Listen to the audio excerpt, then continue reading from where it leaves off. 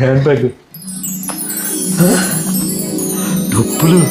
ఏమండి ఏమండి ఏమండి ఏంటండి నా డబ్బులు తీసుకుంటున్నారు? నీకైనా ఎక్కడి నుంచి వచ్చాయి? నేను ఇస్తే కదా వచ్చాయి. నీ డబ్బులు అవునండి ఏంటి? అవునండి మీరు ఇస్తేనే వచ్చా, కానీ నేను ఒక ఎమర్జెన్సీకి దాచుకున్నానండి. ప్లీజ్ అండి తీసుకెళ్ళొద్దు. అవి ఏంటి నీ మాత్రం తొక్కల ఎమర్జెన్సీ? ప్లీజ్ అండి అవి తీసుకెళ్ళొద్దు. నాకు చాలా అంటే చాలా నాకు ఇంకా అత్యవసరం. ఎమర్జెన్సీ ఉంది, అర్థమైందా? కావాలండి నాకు కావాలి. ప్లీజ్ మీరు తీసుకెళ్ళొద్దండి ఇవి.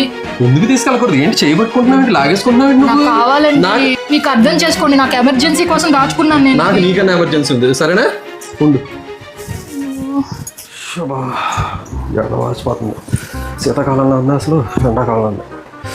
కొంచెం నీళ్ళు తీసుకురా, తల బదిలిపోతుంది. అయినా సగం సగం తెస్తావేంటి? ఫుల్గా తేవచ్చు కదా. ఎవరండి మీరు? ఏమండి నేనండి.